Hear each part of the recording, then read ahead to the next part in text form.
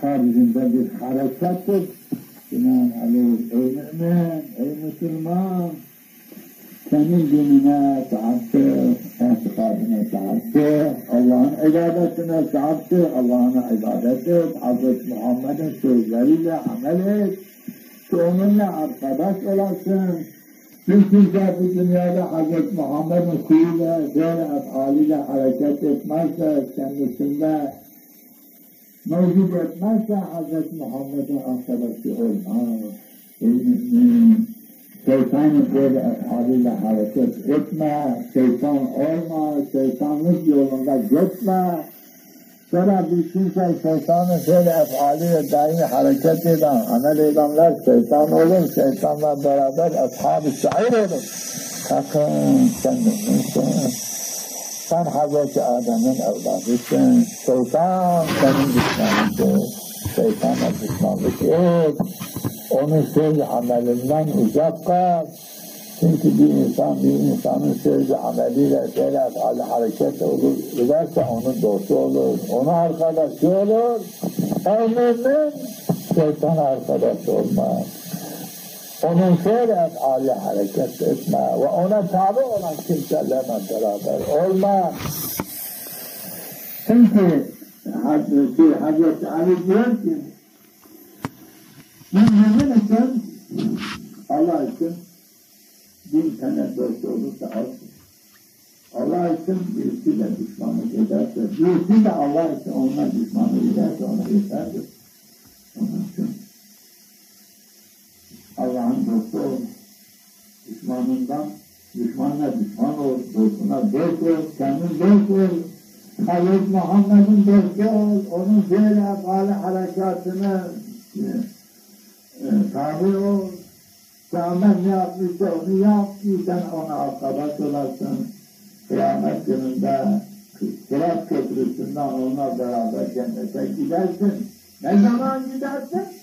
Bu dünyada onu emrettiği fiil, efal, harekat ve kanatlara sahip olursun. Onu emrini kendine tatbik edersen, onun men ettiği haram kılı şeylerden uzak kalan ehl-i saadet aleyhisselam.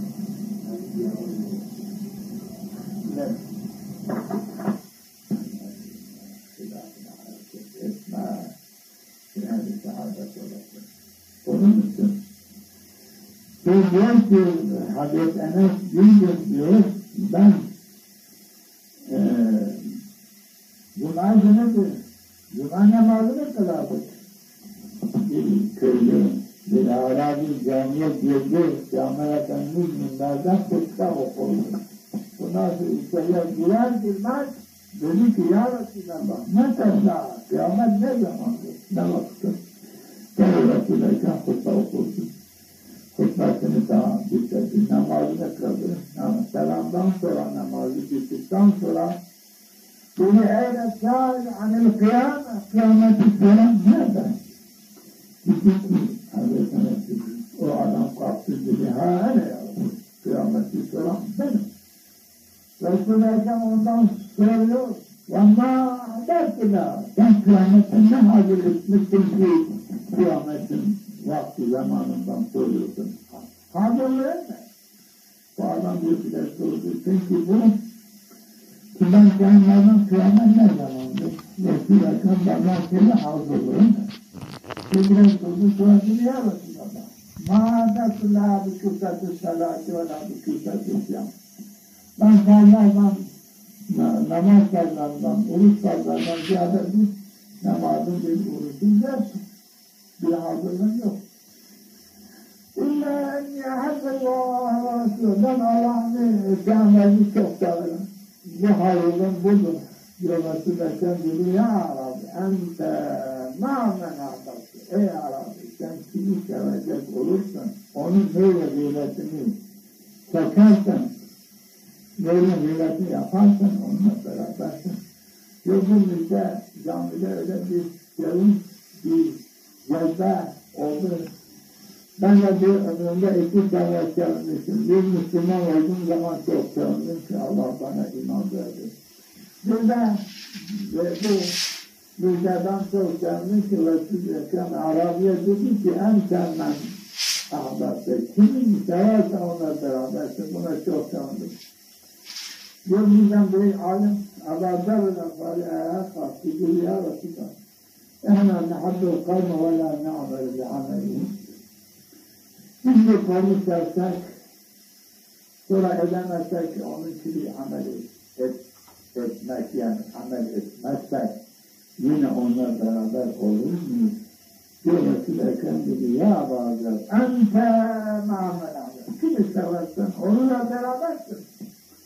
Bir daha sordu ya Resulallah. Ehna nehabbül kavme ve la ne'amel bi'amel. Tekrar sorduk ki belki ben yanlış söylemişim, yoksa yanlış anlamışım. Yine diyor ya Resulallah, biz bir adamı bir kavmi seversek, edemezsek onun gibi amel eder. Onun için bizim amelimiz onun gibi olmazsa da yine biz yanlış sevmekle, gıybetiyle onlarla beraber olur muyuz? Olmayız. Resul-i Ekrem diyor ya Abazar, ente ma'amel ahbab. Kimi seversen, onun gıybetini yaparsın, onunla berabersin. Senin ameli onun gibi olmak şart değil. Öyle güzel. Onun için bir insan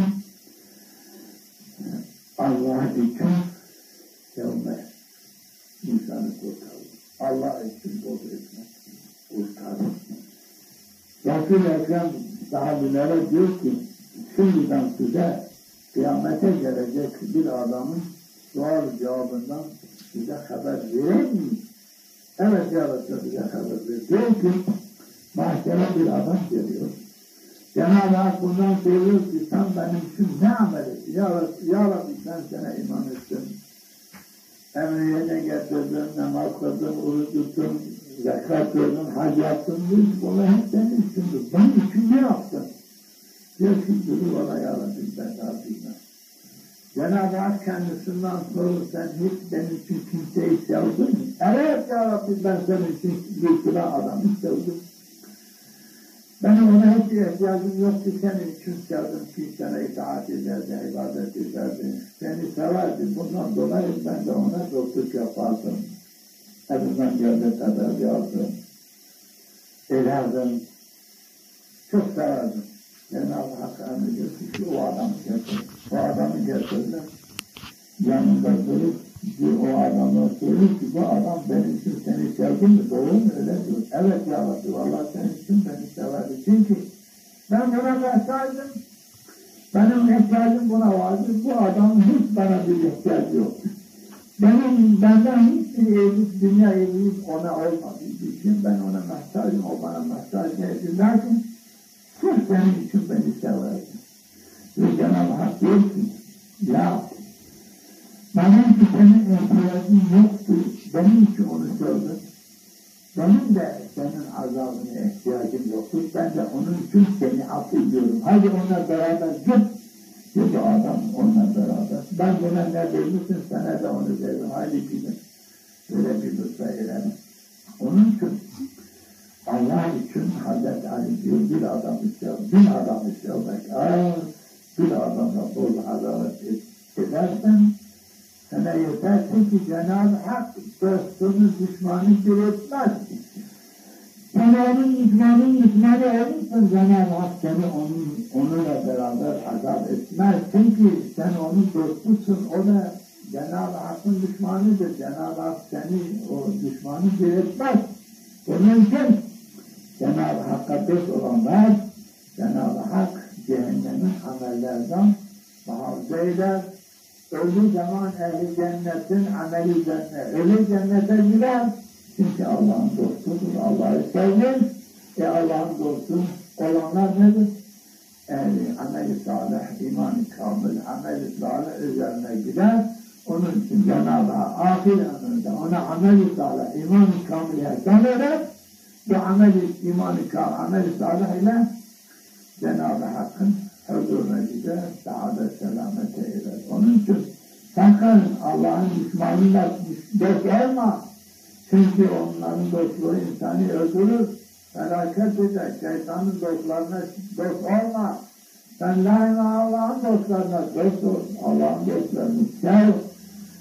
Allah'ın düşmanlarından boş et, onlardan uzak et, git, onları yaptığı işlerle meşgul olma, onları kötü yoldan gitme, onların yıkayıcı, her afalleri kendisinde vücuda getirme, onlar yaptığı her afaldan kullan. Çünkü düşmanlık budur. Ki insan bir insanın sevmezse onu yaptığı işleri de sevmez, onun gördüğü yolu da sevmez. Binaenaleyh kafirlerin yoluna gitme, münafıkların yoluyla gitme, onların her hali hareket etme, onları gibi giyinme, onları kendi onlara benzetme. Herkes senin müminliksin, İslam'sın. Diyecek, herkes senin Müslümanla, imanına şahit olsun. Ki senin Allah'ın dostlarıyla dost olduğuna şahit olsun, düşmanlarıyla düşman olduğuna şahit olsun. Sakın Allah'ın düşmanına dost olma. Onların gibi hareket etme, harekettir. Bunun için Allah'ın düşmanlarıyla ebediyen ne dünyada ne ahirette saadete ermezler. Dünyada da sonları felaket, rezil, sağlıksız, görmüşsüz, görüşsüz, ve de görüyoruz. Bunun için aklı seni sağlıyor. Sen Allah'ın Peygamber'in yolunda, şeriatın yolunda git, Hazreti Muhammed'in emrlerini, fiil-amal harekatlerini işle. Onun kul ahlakıyla mütekallık ol. Herkes seni mümin, Müslüman, İslam bilsin, Hazreti Muhammed'in dostu, Hazreti Muhammed'e muti, mümin kamil bilsin. Herkes sana böyle bu şekilde şehadet etsin ki yalancı Müslümanlıktan uzak ol, sakın. Yalancıların, yalancı Müslümanların Cenab-ı Hak yanında rızadırlar. Onların günahları hak olmaz. Rızkları temiz pak olmaz. Allah'ın rızası onlara olmaz. Değil bir felakettir ki yalancı Müslümanlık. Değil bir felaket. Zinhar.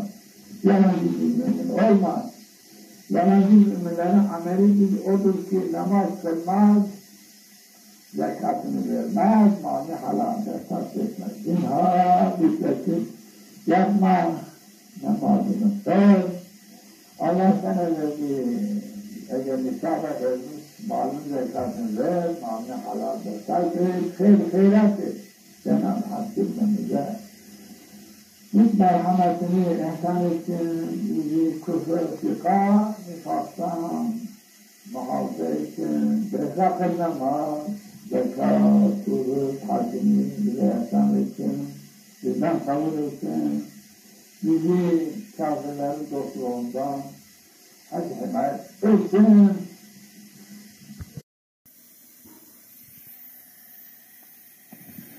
Haricinde bir harekettir. Binaenaleyh ey mümin, ey Müslüman, senin dinine sahiptir, etikadine sahiptir, Allah'ın ibadetine sahiptir, Allah'ın ibadet et, Hazreti Muhammed'in sözleriyle amel et, ki onunla arkadaş olasın.